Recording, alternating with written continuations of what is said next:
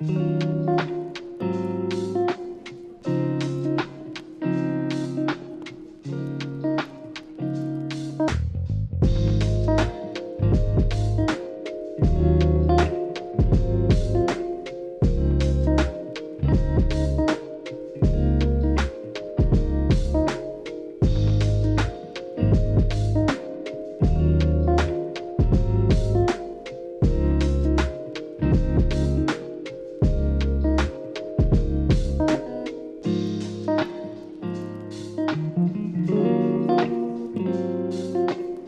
je suis franchement pas motivé, mais bon, il fait un temps pourri comme tu le vois dehors. Il pleut, il fait froid. Donc c'est un temps idéal pour faire des travaux. On va continuer la passe de charge. Je sais pas si je vais pouvoir tout terminer aujourd'hui, je vais essayer d'avancer un maximum. Et puis ensuite, on passera au ponçage.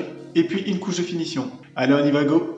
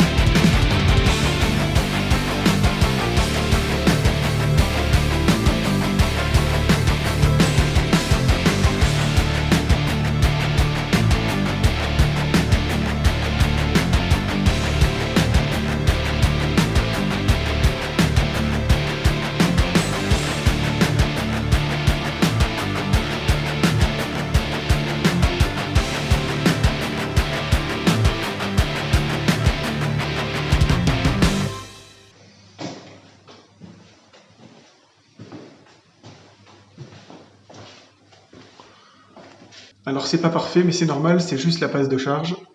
Après avec la finish, ça sera nickel. Donc là tu vois en lumière rasante, on voit qu'il y a des défauts ici. Mais c'est pas grave, de toute façon, je vais poncer et ensuite je rechargerai. Et s'il faut faire 2 couches de plus, je ferai 2 couches de plus, hein, c'est pas un problème. Donc là, voilà, c'est pas parfait, mais c'est chargé.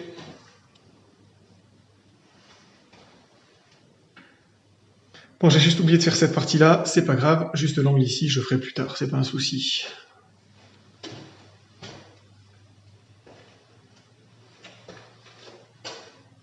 Là ici, comme il n'y a pas de bord aminci, la bande est juste posée à la jonction des plaques. Donc j'ai mis une couche d'enduit par-dessus, et pour éviter les surépaisseurs, je fais le plus large possible. Donc là, j'ai débordé de au moins 20 cm de chaque côté, et après à la finish, avec la lame de 60, je viendrai encore plus loin. Il faut vraiment tirer l'enduit le plus loin possible.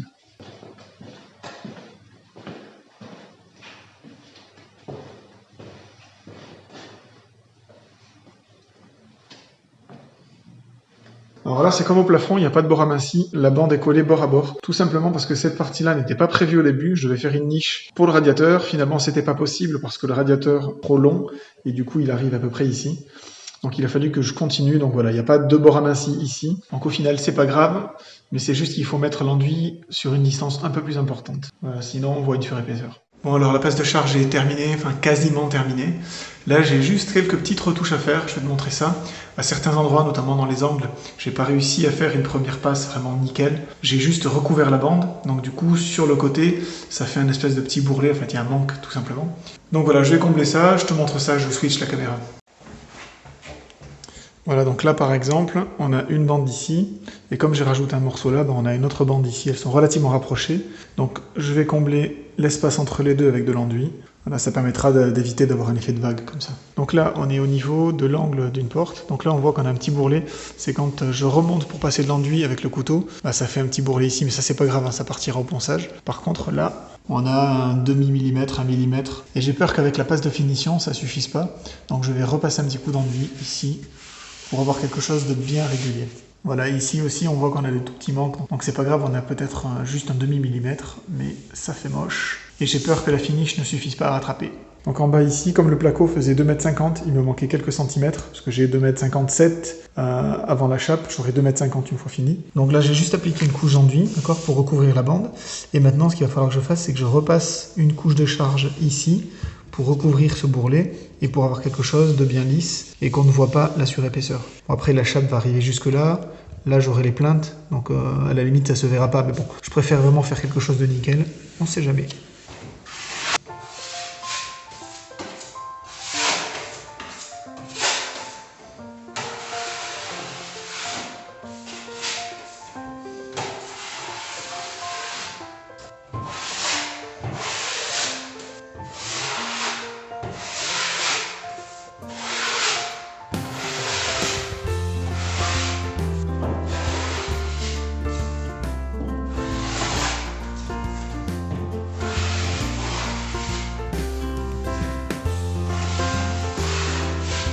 Voilà, donc là je viens juste combler la surépaisseur ici.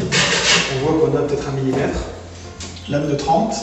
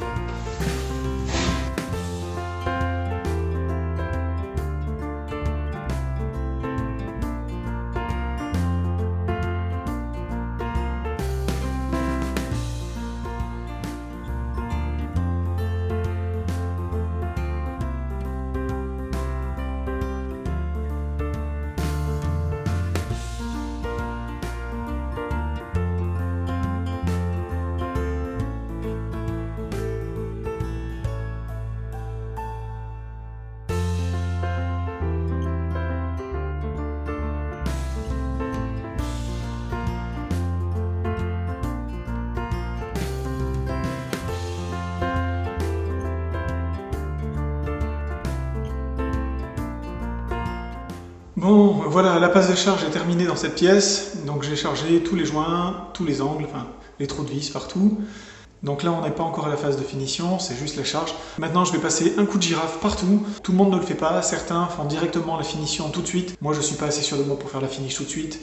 Il y a encore des petites bosses, des petites irrégularités, donc je préfère passer un coup de girafe relativement rapide pour casser un petit peu les bosses et ensuite je ferai ma finish tranquillement sur un support bien lisse. Bon, la girafe que j'utilise, c'est vraiment clairement de l'entrée de gamme, c'est du Parkside, mais bon, sincèrement, ça a l'air d'aller. Alors c'est sûr que ça vaut pas une super girafe flex, mais pour un seul chantier, je pense que ça fera bien l'affaire. Donc je m'en suis un tout petit peu servi pour la tester. Et puis là, on va continuer. Donc pour cette première passe, j'utilise du grain 150. C'est, je trouve, le bon compromis entre quelque chose qui arrache vraiment trop et qui du coup va enlever trop d'enduit, parce que le but c'est pas d'enlever tout ce qu'on a mis, et puis un grain qui sera trop fin, qui va pas en enlever suffisamment et du coup qui va laisser encore des bosses. Donc le 150, si on passe relativement rapidement, ça va. C'est sûr qu'il ne faut pas s'attarder.